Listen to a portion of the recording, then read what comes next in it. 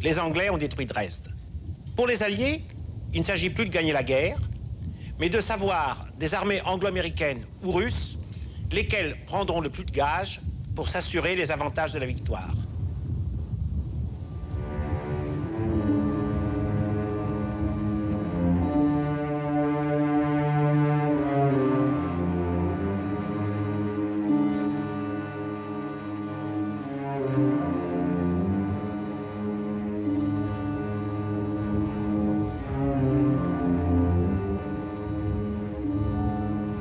Pour commenter les actualités françaises et britanniques, nous sommes avec James Steele, qui enseigne la situation française à l'université de Glasgow, et à qui je demande, en tant que Britannique, comment voyez-vous la situation à la date où nous sommes?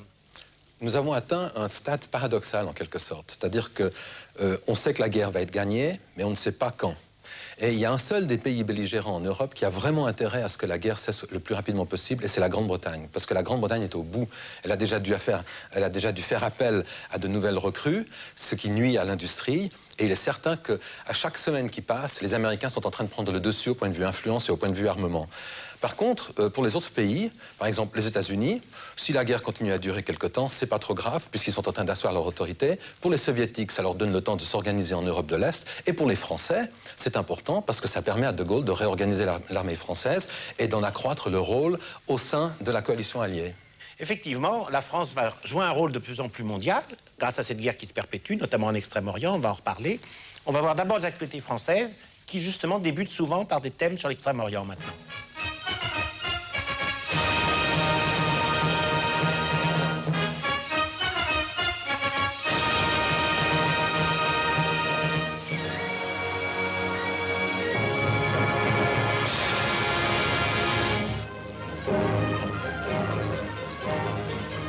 La France manque de wagons.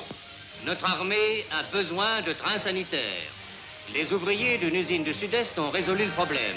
Un comité d'entreprise réunissant techniciens et ouvriers utilise le vieux matériel pour en faire du neuf.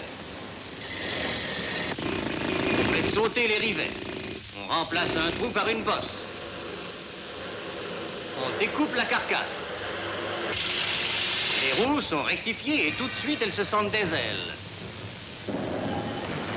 Les bogies se glissent d'eux-mêmes à leur place. L'aménagement intérieur doit être aussi parfait que possible et répondre aux multiples besoins d'un hôpital. Le confort ici n'est pas un luxe, c'est une nécessité. Toutes les souffrances qui peuvent être évitées à nos blessés doivent l'être et le seront.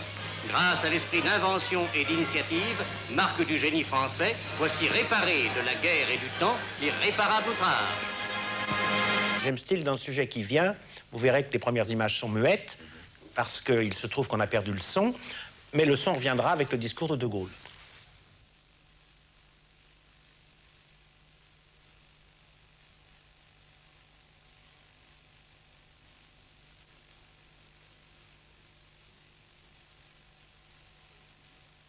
Pendant ces semaines, on présente pas mal de cérémonies sur les colonies ou les possessions, aussi bien sur le Maroc, l'Algérie et ici l'Indochine. Ce sont les cérémonies de la fête du Tet que l'on voit, et un petit reportage sur l'Indochine, l'œuvre française en Indochine, dans la grande tradition de l'époque coloniale. Alors les chemins de fer, l'Institut Pasteur.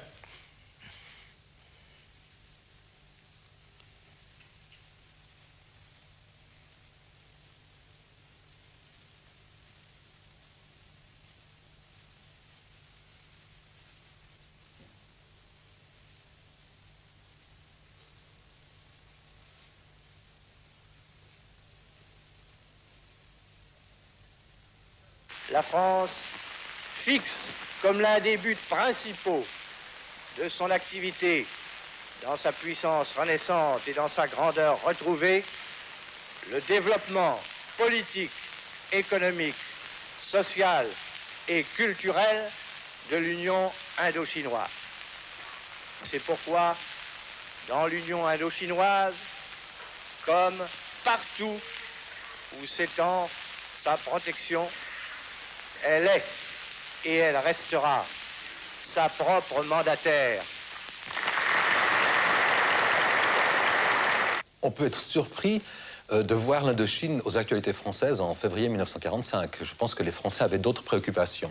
Mais ce qui est intéressant, c'est de voir que De Gaulle anticipe sur le deuxième volet de la victoire. Une fois la victoire acquise en Europe, il s'agira de résoudre le problème dans le Pacifique, de la guerre contre le Japon.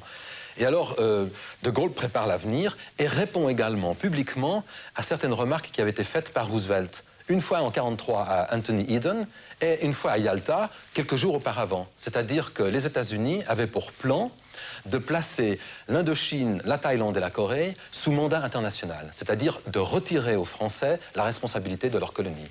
Oui, c'est toujours intéressant et même, je dirais, presque amusant pour un historien, avec le recul de l'histoire, de voir avec quelle solennité et au nom de quels principes les Américains entendent défendre le droit des peuples à disposer d'eux-mêmes, retirer aux Français leur colonie au nom du droit des autres à être libres, aux Anglais aussi, alors qu'au même moment, Roosevelt écrit une lettre où il dit que Saïgon, Dakar et Djibouti, ça sera pour nous. Oui, alors ce qui est curieux, et je me demande si c'est une prémonition, c'est que dans la séquence suivante, on va voir De Gaulle décorant le vice-amiral Obuano, et c'est précisément ce vice-amiral que De Gaulle enverra en Indochine dès la capitulation du Japon, c'est-à-dire à mi-août 1945.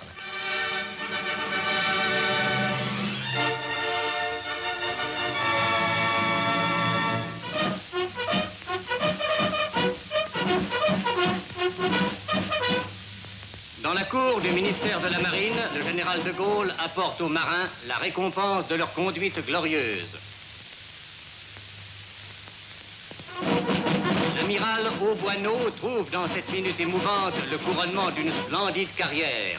Les marins ont bien mérité de la patrie.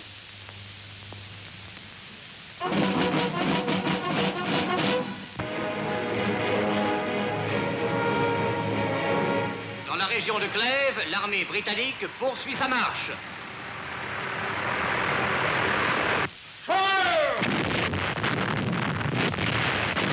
Et l'orage se déchaîne.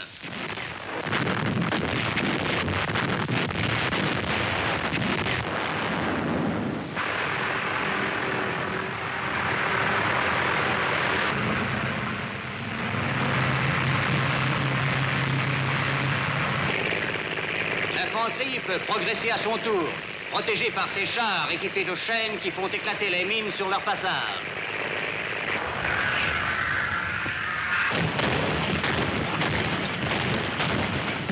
Toutes les armes donnent.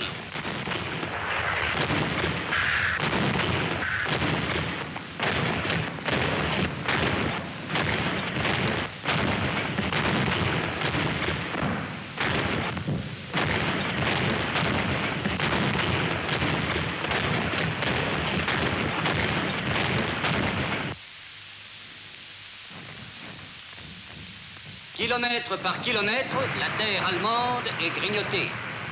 Et dans la brume, c'est l'interminable défilé des chars qui s'enfonce toujours plus loin. Les pilotes en général n'aiment pas marcher, c'est bien connu. Ceux-ci n'échappent pas à la règle et se font conduire en traîneau jusqu'à leur taxi. Ces aviateurs américains de la 9e armée tactique aérienne décollent de bases situées à proximité du front, d'où ils ne laissent aucun répit à l'adversaire.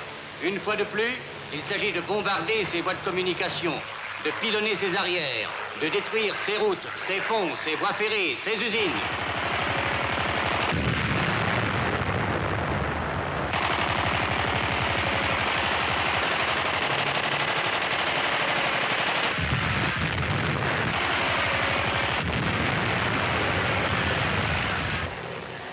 Mais le moindre ennemi des pilotes n'est pas ce sol gelé où il leur faut atterrir dans des conditions souvent dramatiques.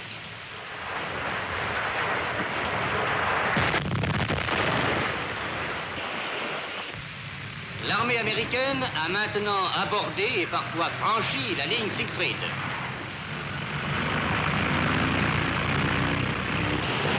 Ces bornes de ciment qu'on appelle dents de dragon n'ont pas arrêté la marche des chars.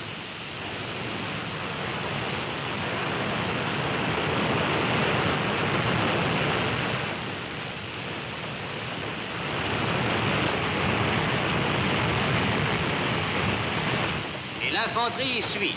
Les villages allemands que leur rempart de forteresse n'a pas protégés sont conquis l'un après l'autre. Les chars ont ouvert le feu sur celui-ci, où l'ennemi s'abrite encore, pas pour longtemps sans doute.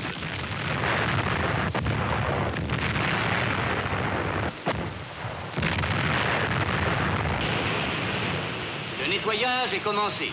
Le char s'avance seul d'abord. Mais il ne voit pas assez clair pour déceler tous les pièges qui peuvent le guetter et nettoyer chaque maison. Les fantassins, moins bien armés, mais plus souples, doivent compléter son action. Ils demandent d'abord à ce seigneur aide et protection, puis entrent en jeu à leur tour. La patrouille progresse de maison en jardin, de jardin en maison, de ruelle en ruelle, dénichant de temps à autre ces soldats qui s'écroulent ou qui lèvent les bras comme des dormeurs qui s'éveillent, leur rêve terminé.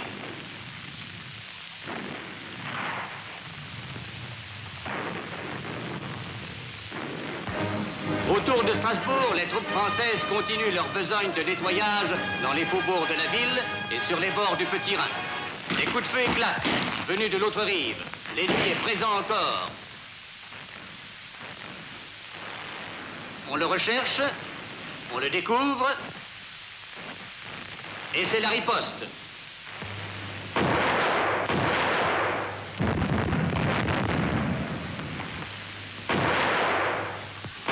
Au-delà du fleuve, c'est l'Allemagne. L'Allemagne qui maintenant reçoit les obus et les bombes. L'Allemagne a une portée de fusil. Après tant d'autres villes allemandes, c'est Dresde qui est visée aujourd'hui par l'aviation alliée. Dresde, point d'appui de la résistance allemande contre l'offensive soviétique. Dans le sillage glacé des hautes altitudes, les appareils américains traversent le ciel. Voici l'objectif.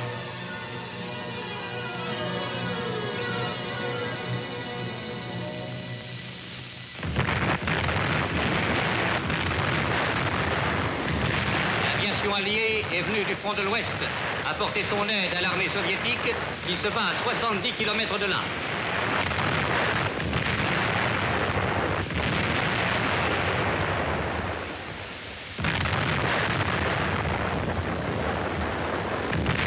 La nuit est venue. Les avions anglais arrivent à leur tour et lâchent 650 000 bombes incendiaires.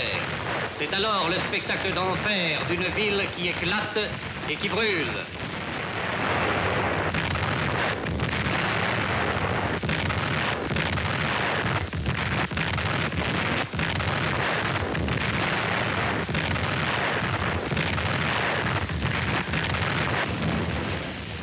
L'offensive anglo-canadienne se poursuit vers l'Allemagne et se fraye un chemin en direction de Clèves.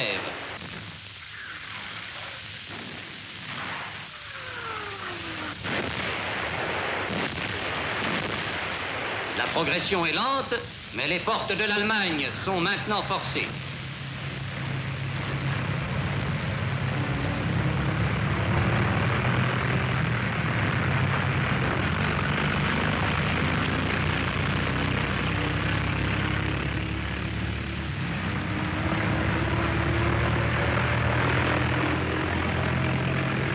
Voici Clèves. C'est, après Aix-la-Chapelle, la seconde grande ville allemande conquise sur le front de l'Ouest.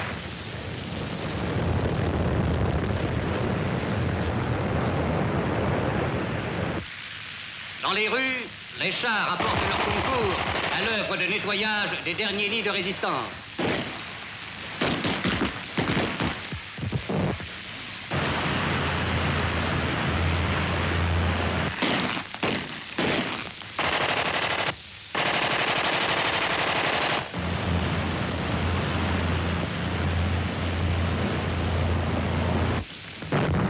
Les fantassins, protégés par des rideaux de fumée, attaquent à la grenade les tireurs isolés.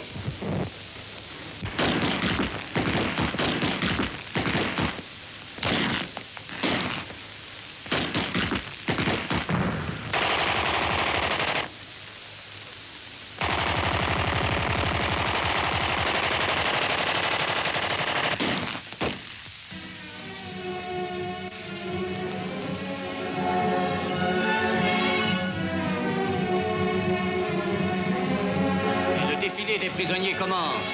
Devant ce troupeau de vaincus, ces petits enfants allemands, comprennent-ils où le nazisme a conduit leur pays?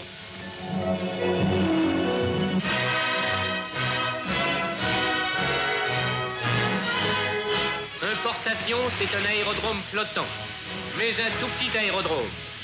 Et les pilotes sont obligés à des acrobaties qui ne vont pas sans péril.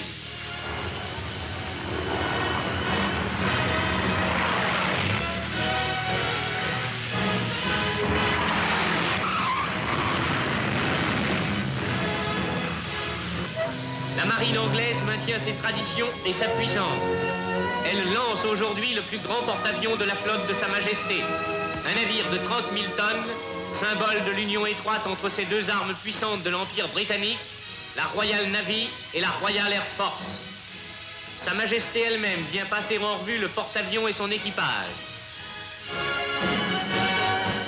Les jeunes princesses Elisabeth et Margaret Rose assistent à la cérémonie et le couple royal, sa visite achevée, reçoit les acclamations traditionnelles de l'équipage du King George V, autre géant de 35 000 tonnes.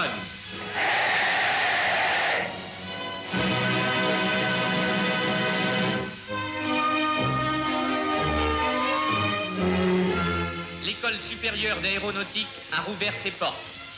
L'aviation française, elle, n'a jamais fermé ses ailes.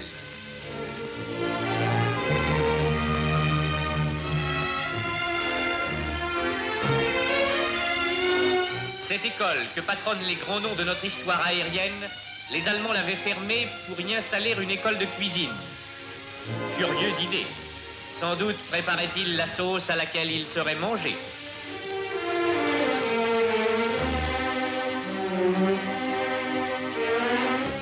En attendant que tout soit remis en état, les premiers cours ont lieu dans les sous-sols, avec des installations de fortune. Et dans les premiers laboratoires rééquipés, se forment à nouveau les futurs techniciens de notre aviation.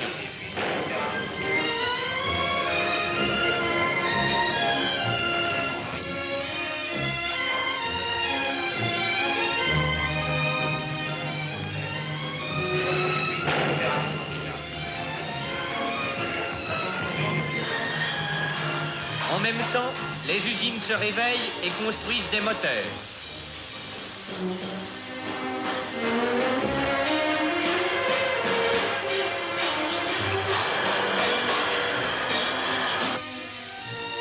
La grande soufflerie de Toulouse a retrouvé ses poumons.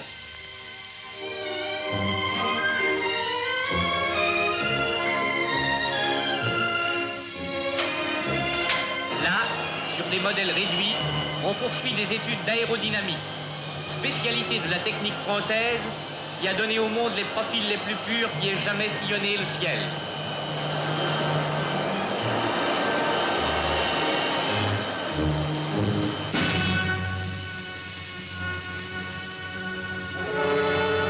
Il y a un an, les Allemands collaient cette affiche sur les murs de Paris.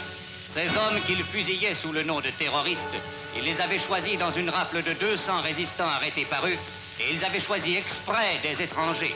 Ils cherchaient ainsi à déshonorer la résistance en la présentant comme le fait d'étrangers suspects et de hors-la-loi. Mais la France ne s'y est pas trompée, et les Allemands n'ont déshonoré qu'eux-mêmes. Ces hommes, venus de tous les pays d'Europe, avaient pris part en France à la lutte pour la libération. Au cimetière d'Ivry, leur mémoire a été honorée. La résistance française n'oublie pas ces étrangers qui ont payé de leur vie leur amour pour cette terre de France où ils dorment aujourd'hui à côté des fusillés français. James Steele, vous qui êtes britannique et êtes un spécialiste de l'histoire de la résistance française, est-ce que le commentaire qui accompagne ces images n'est pas un peu étrange ? Et il est plus qu'étrange, en fait. C'est une distorsion, je crois, systématique de l'histoire, en fait. Parce que là, nous assistons en quelque sorte à l'édification d'un mythe. C'est-à-dire, lorsqu'on vous dit que quelqu'un est arrêté dans une rafle, vous parlez de hasard. Si vous ne dites pas qui a fait la rafle, ou vous sous-entendez que ce sont les Allemands, c'est parfaitement faux en ce qui concerne le groupe Manouchian. En fait, ces résistants, qui étaient des spécialistes de la guérilla urbaine, étaient filés par la police française depuis plusieurs mois. En fait, par des brigades spéciales qui avaient été montées par la police française pour réprimer les résistants. Et ils ont été arrêtés après plusieurs mois de filature, après une trahison, etc. Donc, ce que le commentaire parvient à faire, c'est-à-dire à culpabiliser, si vous voulez, les Allemands et à complètement occulter le rôle de la police française. Le deuxième volet, qui est très intéressant, c'est l'affiche rouge. On attribue l'antisémitisme, le racisme, la xénophobie aux Allemands. Alors qu'en fait, cette affiche rouge, elle a eu un certain succès et elle va tout à fait dans le sens de la propagande de Vichy. Donc, deuxième volet, on exonère Vichy. Et le troisième aspect qui est intéressant, c'est qu'on ne parle pas du tout de la trahison. Parce que quand on dit trahison, on dit division. Donc, on est en train d'édifier ce mythe, c'est-à-dire que la France était unie, qu'il n'y avait pas de traître et que la France était résistante. Et puis on dit qu'il y a une quinzaine de gens pris au milieu de 200, ce qui implique qu'il y avait 200 résistants français et 15 étrangers. Tout à fait. Alors que dans la guérilla urbaine, il n'y avait en grande majorité que des étrangers.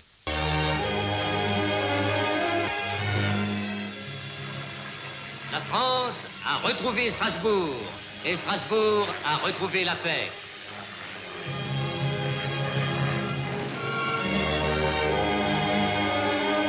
Dans la capitale alsacienne, la vie a repris peu à peu.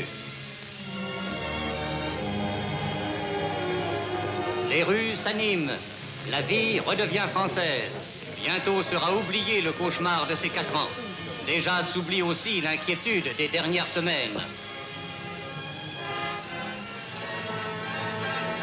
Le 2 janvier, les Allemands attaquaient en direction de Haguenau et la Moder. Puis, ils réussissaient à franchir le Rhin et établissaient une tête de pont à Gampsheim. Presque en même temps, ils remontaient du sud jusqu'à Erstein et Kraft.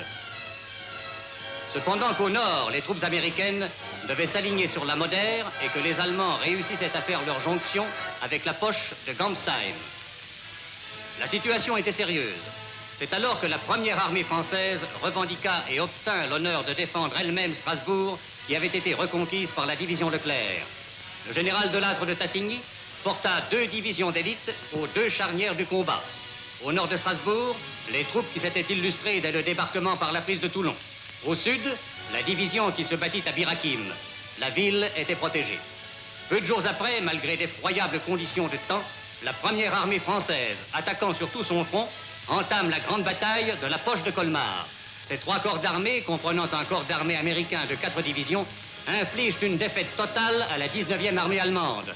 La première armée française rend à la France Colmar intact et borde le Rhin sur tout son front. En même temps, tandis que l'offensive russe vient soulager notre front, la première armée française entre en action au nord de Strasbourg et liquide enfin la tête de pont de Gampsheim. Attaquée de partout, Strasbourg était défendu de partout et respirait.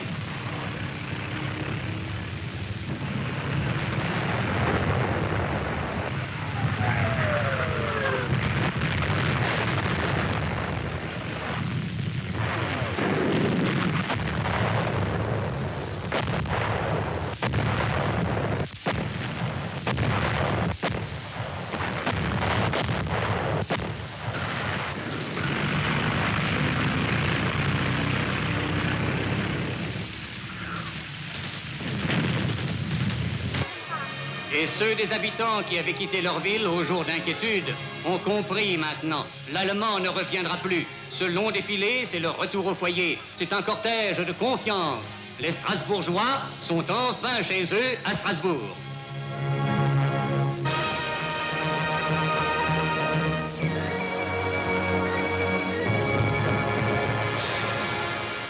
Et James Steele, ce que les actualités ne disent pas, bien sûr, c'est les dessous de cette histoire qui a failli être tragique et a failli amener une rupture entre De Gaulle et les Américains. En effet, au départ de l'offensive allemande, Eisenhower a imaginé un repli sur les Vosges et l'abandon de Strasbourg.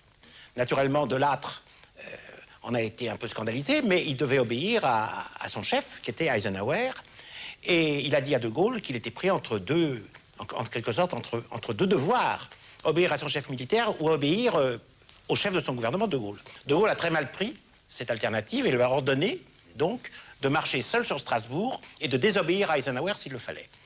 Du coup, les Américains ont menacé les Français de leur couper les vivres, l'essence notamment, si ils désobéissaient aux ordres d'Eisenhower. Et du coup, De Gaulle a menacé les Américains de leur interdire les chemins de fer français si on ne laissait pas Delattre attaquer. Là-dessus, De Gaulle a fait appel à Churchill, qui est venu exprès à Versailles, a soutenu le point de vue français, car il a expliqué qu'il ne s'agissait pas uniquement d'un problème militaire, mais que les Strasbourgeois risquaient d'être victimes des représailles des nazis puisque c'était les nazis qui dirigeaient ces troupes qui iraient sur Strasbourg. Et finalement, on a donné quitus aux Français, à De Gaulle et à Delatte, qui ont pu faire leur opération en temps voulu. Cela dit, il semble que quand cette opération a pu se faire, et que l'assurance que Strasbourg resterait bien français, les Allemands étaient déjà vaincus par les autres armées américaines, et finalement ça a été un drame qui a frôlé le désastre, mais n'a fait que le frôler. En Angleterre, vous avez eu connaissance de cela ? On en a eu connaissance, oui, parce que l'opinion publique a pris parti pour la France, dans ce cas, et Churchill aussi. D'ailleurs, je suis ravi que vous ayez mentionné la différence qu'il y avait entre l'état-major anglais et l'état-major américain. Et je crois qu'il faut quand même souligner, parce qu'il y a une petite tendance chez De Gaulle pour se mettre en valeur, c'est-à-dire à noircir l'adversaire étant les Américains. C'est que lorsque De Gaulle lui-même est allé à Versailles pour voir Ike, donc Eisenhower avait déjà pris la décision de ne pas retirer les troupes américaines de Strasbourg. Et cela était largement dû à la pression que Churchill et son chef d'état-major, Alan Brooke, avaient fait poser sur lui. Donc le grand mérite d'Eisenhower, c'est de savoir changer d'avis et aussi d'être assez réaliste pour comprendre parfois les impératifs de la situation qui sont plus, comme vous l'avez dit, psychologiques que strictement militaires. Eh bien, on va voir maintenant les actualités britanniques qui vont évoquer un drame, ou du moins une opération militaire très dure, que les Français ont d'ailleurs déjà évoqué, le bombardement de Dresde. Here is the world's news in pictures, and this is Pathé Gazette screening it.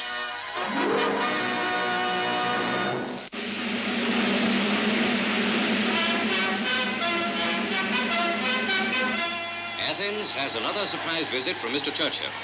He broke his journey home from the Crimea Conference to address a wildly enthusiastic crowd, estimated at 40 to 60,000, assembled in Constitution Square. With Archbishop Damaskinos and British military leaders beside him, the PM must have reflected on Athens, as he sees it here, by contrast with its recent past. For Greece, Mr. Churchill said, "These are days when the dawn is bright, when the darkness rolls away."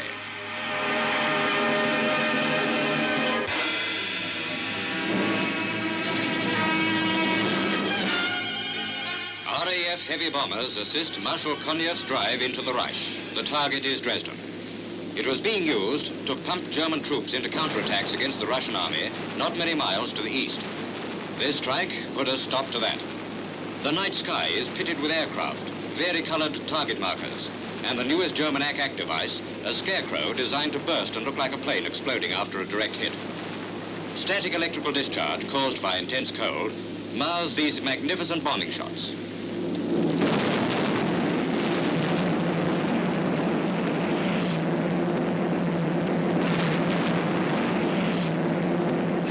On remarquera tout de suite la différence de ton qu'il y a entre les actualités françaises et les actualités anglaises sur le même sujet.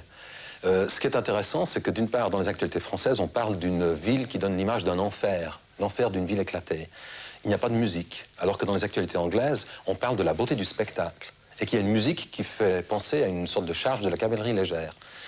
En ce qui concerne le contenu du commentaire, les deux sont identiques, mais ne reflètent qu'une vérité partielle, c'est-à-dire qu'ils reproduisent en fait le communiqué officiel du ministère de l'Air. Et on verra, en regardant les Anglaises, qu'en fait, il y a une inversion qui s'est faite. C'est-à-dire que les Français mettent les Américains en premier, c'est-à-dire bombardement de jour, puis les Britanniques. Alors qu'en fait, ce sont les Britanniques qui ont bombardé les premiers de nuit et qui ont été suivis par les Américains de jour. The day after the RAF strike at Dresden, B-17 bombers of the 8th United States Air Force gave the city a repeat performance.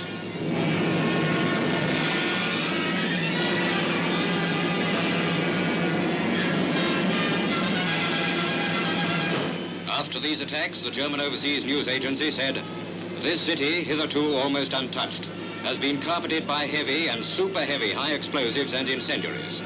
Dresden is a heap of ruins. It has been smashed to atoms."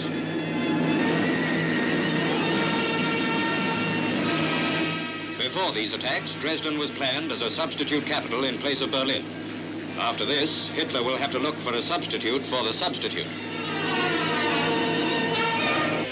The British and Canadian attack in the West goes on through the flood and the mines, the machine guns and the concrete, towards the Rhine. British troops under 1st Canadian Army Command, their Bren carriers loaded on buffaloes, add new waterborne units to an infantry already schooled to fight in the air as well as on land. German-made floods and devastation add to the difficulties of the advance.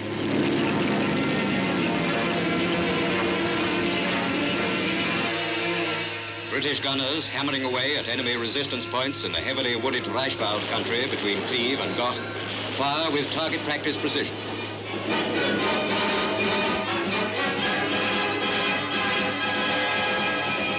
The long, straggling lines of prisoners are fast becoming the most familiar scene of this stage of the war.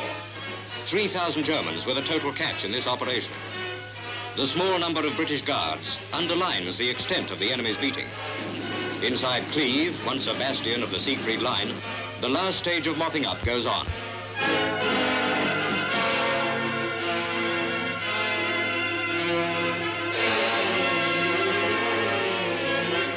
Enemy rearguards are squeezed from their few remaining holes, while the main armored strength moves relentlessly past them on into Germany. There is almost a hush of expectancy about these pictures, curtain raisers to the final drive by Field Marshal Montgomery's 21st Army Group to give the German army its knockout blow in Western Europe.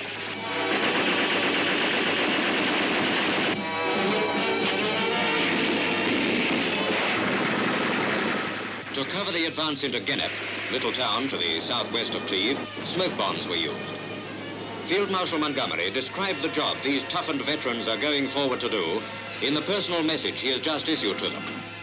So we embark on the final round, he says, in close cooperation with our American allies on our right, and with complete confidence in the successful onslaught being delivered by our Russian allies on the other side of the ring.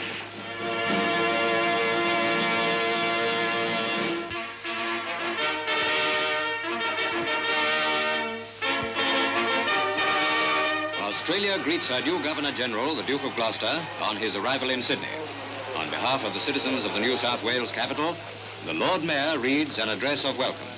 May we ask that your Royal Highness might affirm our continued loyalty, devotion and duty as subjects of His Most Gracious Majesty the King, and express our admiration of and gratitude to our kinsfolk in the motherland for their courage and steadfastness in the present world conflict, together with the hope that victory and a lasting peace may soon be the reward of the Empire and United Nations of the world. It is just 10 years ago since my last visit to Sydney, when I had the pleasure of seeing the beauties of your city and its wonderful harbour. I am extremely happy to think that the Duchess and our children are with me to share these pleasures. Accompanied by the Duchess and 3-year-old Prince William, the Duke leaves the famous man-of-war steps at Sydney Harbour, where Australia's first governor, Captain Phillip, landed 157 years ago to the day. Sydney, in holiday mood, is celebrating Australia Day. Though the Duke and Duchess emerged unexpectedly from a veil of security silence, they're given a truly royal welcome.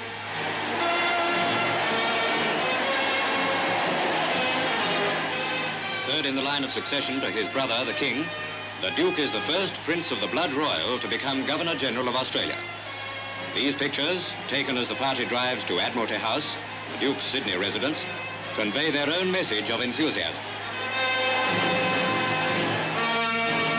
A barrage of newsreel and press cameras make their first acquaintance with the royal baby, Prince Richard George, aged 5 months. For him and his brother, this is a very big day.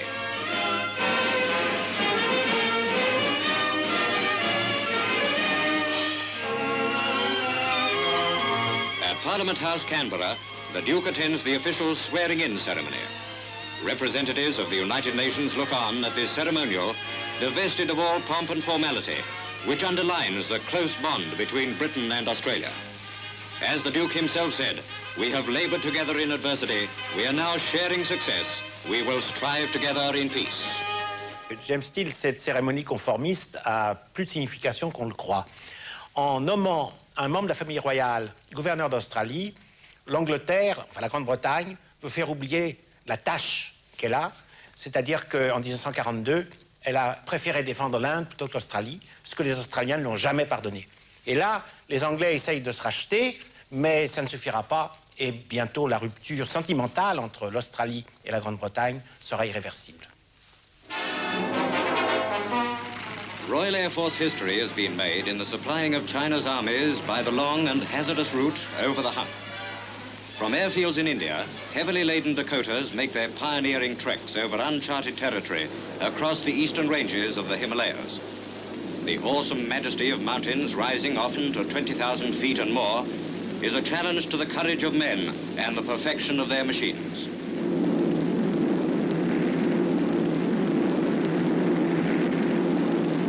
The heavy monsoon cloud, which reduces visibility to a minimum during the heat of the day, adds to the dangers of flying. Below here, airstrips are unknown, and to seek for a flat surface to land would be a hopeless task.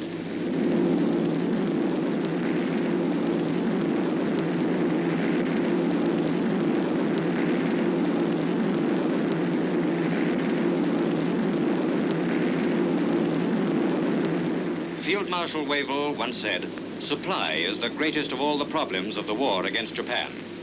Here, not only distance, but climate and the mountain mass which the ancients named the backbone of the world are the enemy. By bridging this barrier, air supply routes help to unshackle the virtually untapped manpower of China's millions.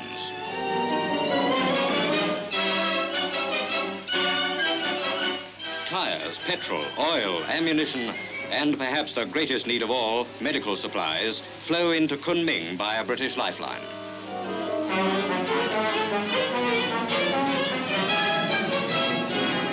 Allied victories in Burma will not only open the road to Mandalay, they are also making possible easier air routes to China. With the swelling flood of war supplies, Chinese armies will for once meet the Japanese on equal terms. British and American airmen of Transport Command are the pioneers of this Burma road in the sky.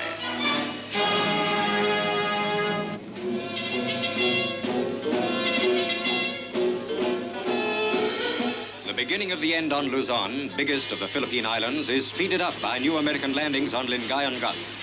Jap planes, more numerous than usual, get a rough handling.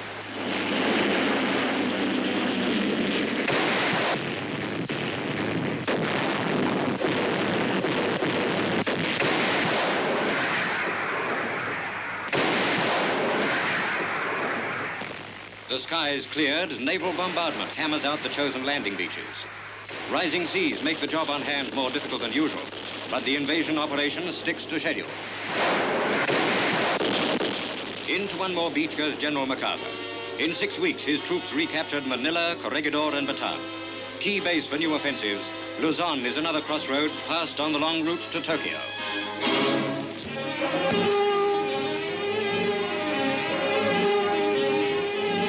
A German pick-a-back plane has a short and inglorious career in these combat pictures from the United States 8th Air Force. Bottom plane of the queer-looking contraption is a Junkers 88. On its back, a Focke-Wulf 190. The pick-a-backs are easy meat for flyers schooled in fighter combat.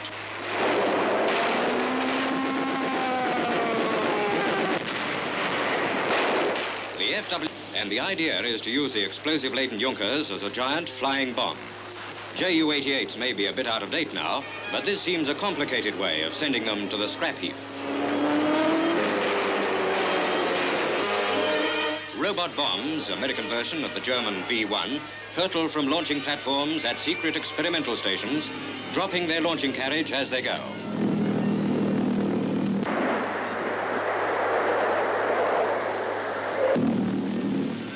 Fragments collected in southern England provided material for blueprints for these 400-mile-an-hour projectiles.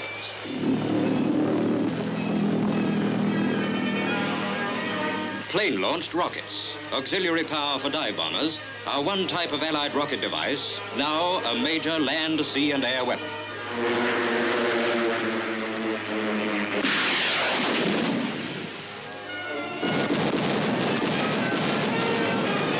Boat-launched rockets for sea war. Wherever invasion takes place, they're there.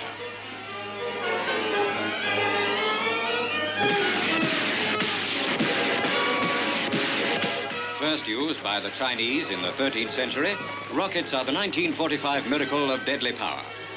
For land war, truck-launched rockets have great advantages over the more cumbersome heavy artillery.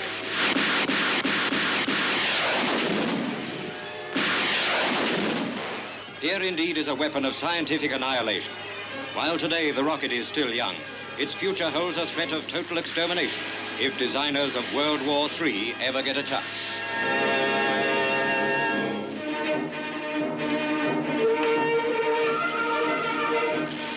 United Kingdom troops fight their way into the Siegfried stronghold of Goch. A synchronized advance bit into the town's defenses from 3 directions, cutting the enemy's escape routes.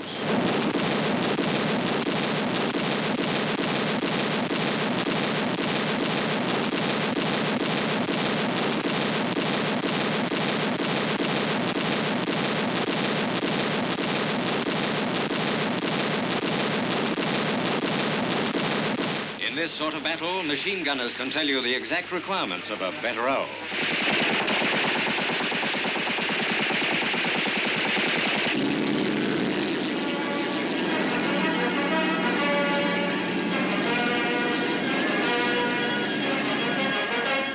The lightning speed and punch of the attack was too much for the German commander in Goch.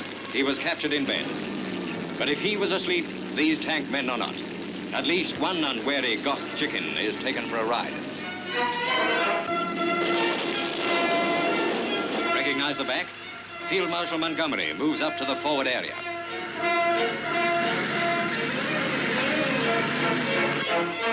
British troops are collecting even more than the usual bag of prisoners. 1,000 taken in Goch swell the total from 12 days fighting to 9,500.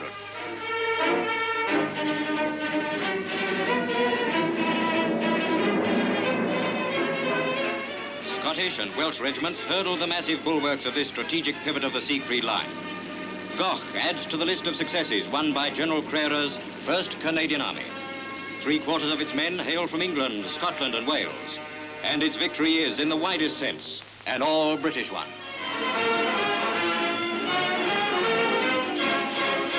James Steele, vous savez qu'aujourd'hui, les Allemands considèrent le bombardement de Dresde comme un crime de guerre à l'égal d'Hiroshima ou des crimes qu'eux-mêmes ils ont commis. On ne va pas en faire l'inventaire. Comment les Anglais expliquent-ils cette affaire de Dresde, puisque c'est eux qui ont été, au fond, les pilotes de cette histoire? Il y a 2 explications. Il y a l'explication qui va dans le sens du commentaire, c'est-à-dire c'est à la demande des Soviétiques que les Alliés ont bombardé Dresde pour empêcher le transfert des troupes allemandes du front occidental au front oriental. C'est une théorie qui est encore courte puisqu'elle est mentionnée par un historien britannique dans une biographie de Churchill il y a 3 ans. On disculpe Churchill. Mais il y a une autre explication qui me paraît beaucoup plus probante, c'est qu'en fait Dresde était considérée comme une cible légitime par les Britanniques et que Dresde figure dans un document officiel du Bomber Command qui a été issu le 1er août 1944. Et c'est un document qui n'a pas été immédiatement utilisé parce qu'on a estimé que c'était inopportun. Mais il y a eu 3 discussions entre août 1944 et février 1945, et à chaque fois, Dresde était mentionné comme cible tout à fait légitime avec Berlin, avec Leipzig et d'autres villes, et Hanovre pour une 2e ou une 3e fois. Mais alors ce qui est intéressant ici, c'est que tout à coup, en février 1945, Dresde devient tout à fait une cible qui est valable, et on décide de bombarder Dresde. Et je pense que ça s'explique parce que, d'une part, les Russes sont euphoriques à ce moment-là. Il y a la conférence de Yalta, les Russes triomphent partout, alors que la fortune des armes n'a guère souri aux Alliés jusqu'à présent. Il faut donc marquer un coup. Il faut impressionner non seulement le public allemand, mais il faut aussi impressionner les Alliés soviétiques. Il faut faire une démonstration d'une sorte de puissance industrielle. Et c'est ce que va faire Dresde.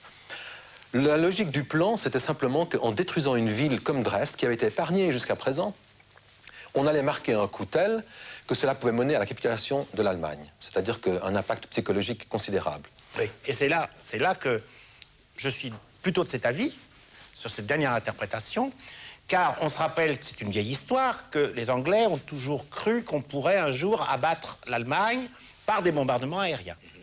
La guerre a suivi un autre cours, finalement, et dernière tentative des Anglais de garder la victoire pour eux, de ne pas la laisser aux Américains et aux Russes, lors du débarquement en Provence, ils ont essayé de le détourner et d'avoir plutôt, depuis l'Italie, une marche sur Trieste et sur Vienne pour que ce soit des troupes britanniques, avec Polonais et Français autour, qui gagnent la guerre et pas les Américains, qui étaient de plus en plus nombreux sur le front de Normandie.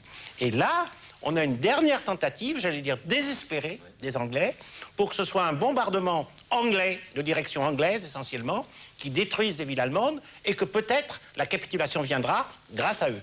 Autrement dit, c'est encore cette lutte de pouvoir entre Churchill et Roosevelt, du moins entre l'Angleterre déclinante, comme vous l'avez dit, et les États-Unis trop puissants, qui s'exprime peut-être dans ce bombardement acharné dont la nécessité stratégique n'est vraiment pas évidente. Oh, elle est loin d'être évidente. Et d'ailleurs, si vous voulez, ça explique également la réaction des Britanniques à la bataille des Ardennes, parce que Monty avait essayé d'en faire une victoire anglaise, ce qui était assez malhonnête de sa part. Et Churchill a dû intervenir aux communes le 18 janvier, faire un discours en expliquant que c'était quand même une victoire américaine et que les victimes étaient essentiellement américaines. Il ne faut pas oublier qu'il y avait 50 divisions américaines sur le front occidental et seulement 15 divisions britanniques. James Steele, merci de votre intervention. Nous avons vu d'un point de vue britannique cet aspect, cette période de la guerre.